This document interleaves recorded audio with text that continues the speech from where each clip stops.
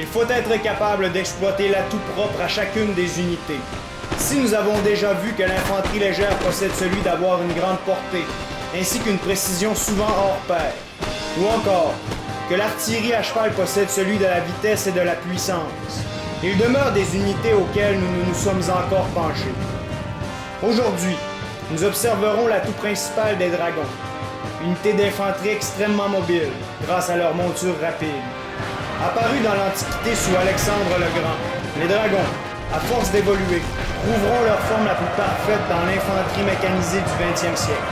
Cependant, préalablement, ils servirent grandement l'armée française, avant comme après Napoléon.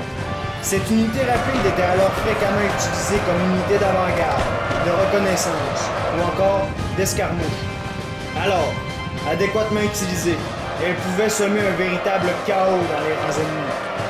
Dans un combat singulier opposant mon personnage, Bat Baileys, un personnage nommé Général William Miller, nous utiliserons les dragons à leur plein potentiel en leur faisant occuper des bâtiments assez éloignés de notre point de départ.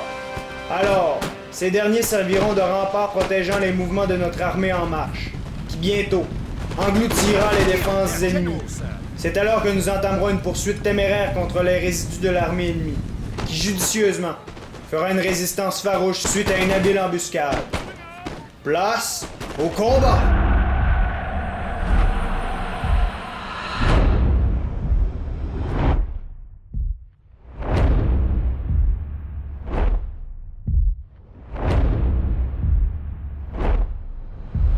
Bon alors, comme à notre habitude, observons les unités en présence en commençant par celle de mon opposant. Aujourd'hui, ça va être une bataille Angleterre vs France. Bon, je sais qu'il y a plusieurs personnes qui préféraient que je prenne un peu d'autres factions, vu que j'ai fait beaucoup d'émissions en utilisant la France. Cependant, durant cette bataille-là, bon, ben, ça a donné que j'ai pris les Français. Et bon, après coup, je me suis dit que la stratégie que j'ai employée lors de cette bataille-là valait le coup d'être montrée. C'est donc vraiment une stratégie qui s'appuie sur les dragons. Et bon, je me suis vraiment permis de prendre la France pour cette fois-ci. Cependant, les prochaines fois, je vais prendre d'autres factions, ça c'est garanti, notamment les Russes, lors d'un prochain épisode, ou encore d'autres factions comme les Espagnols, etc.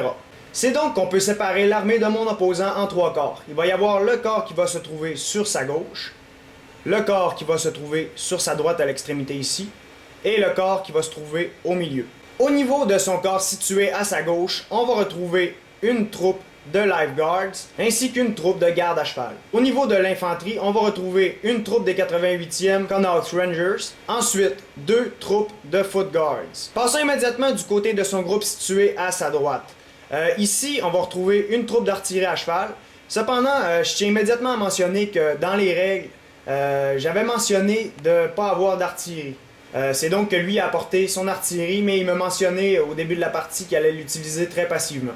Bon, je me suis dit que ça allait être correct. Ensuite, on va retrouver une troupe de garde à cheval, ainsi qu'une troupe de Foot Guards et une troupe de Black Watch. Enfin, du côté de son corps situé au milieu, on va retrouver son général, ainsi que trois troupes d'infanterie légère. Une ici et une juste ici. Finalement, on va retrouver une unité de Fencibles, c'est-à-dire de la milice, ainsi qu'une troupe de Foot Guard, et finalement une troupe d'artillerie à cheval encore, qu'il va utiliser, soit dit en passant, passivement. Observons maintenant mes troupes. De mon côté, j'ai séparé mon armée en 4 corps. Au niveau du corps situé à ma gauche, on va retrouver 2 unités de cuirassiers, qui vont être destinées à aller protéger mes flancs ici. Juste ici, au centre gauche, on va retrouver 3 unités de dragons. Une de ces unités va être les dragons de l'impératrice, donc c'est vraiment des dragons d'élite. Ces derniers vont donc être destinés à aller occuper très rapidement les bâtiments tout près de l'armée de mon ennemi.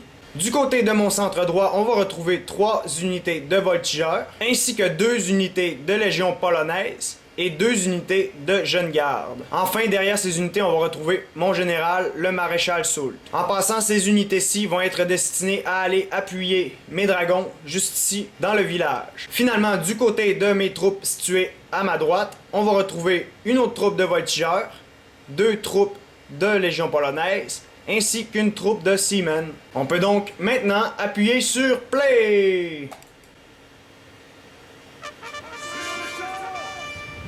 C'est donc que la première action que je vais faire, ça va être que je vais ordonner à mes dragons d'aller prestement occuper les bâtiments juste ici dans la ville, comme je l'ai mentionné initialement.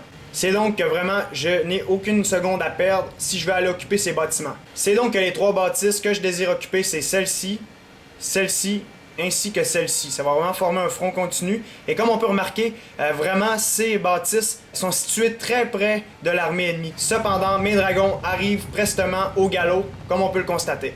Pendant ce temps-là, je vais ordonner à mes autres troupes de progresser en direction du front.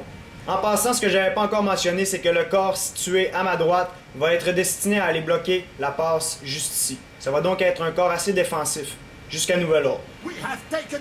C'est donc qu'aussitôt que mes dragons arrivent à destination, je leur ordonne de débarquer de leur monture et d'aller occuper les bâtisses que voici. C'est donc que très rapidement, ces derniers vont se mettre à tirer en direction de l'ennemi qui approche véritablement. Par contre, les unités de dragons qui occupent la maison de gauche ne prendront pas contact avec l'ennemi. Ils vont donc être destinés à demeurer défensifs eux aussi, histoire de protéger mes flancs contre une attaque éventuelle provenant de l'aile droite ennemie. Alors que je mentionne ceci, les troupes de mon corps principal parviennent donc à entrer dans le village sans embûche.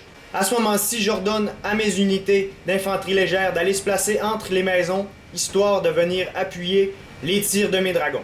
D'autre part, les unités situées à ma droite parviennent à leur endroit. Du moins, c'est le cas pour les voltigeurs.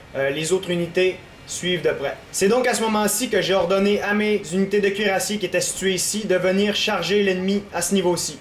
C'est donc qu'ils vont charger des unités d'infanterie légère. Ça va faire en sorte de véritablement briser son front.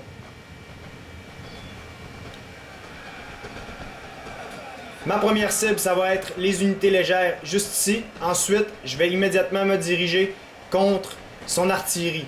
Cependant, préalablement, je vais faire un détour par son général.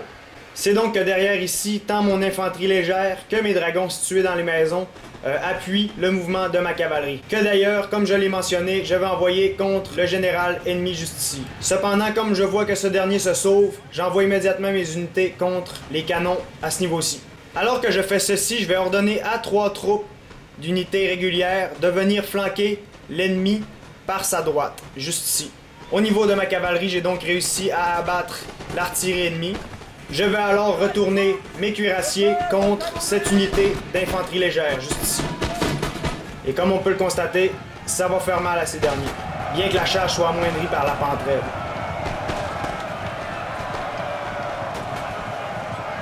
C'est donc que son infanterie légère, après le contact de mes cuirassiers, va se sauver vers mes maisons et mes autres unités, ce qui va faire en sorte de la prendre dans un feu croisé, d'autant plus qu'elle est poursuivie par ma cavalerie. C'est donc que ça va faire un désastre à ce niveau-ci. Pendant ce temps-là, mes unités d'infanterie continuent leur mouvement de flanc, histoire de bien balayer le front ennemi.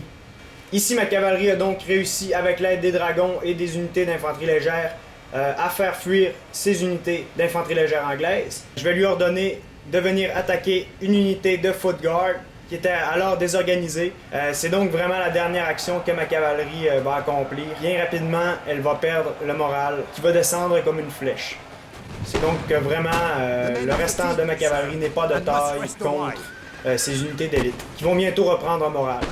Cependant, cette action de cavalerie était vraiment davantage un mouvement pour vraiment donner la chance à mes unités de venir flanquer le restant de l'armée ennemie.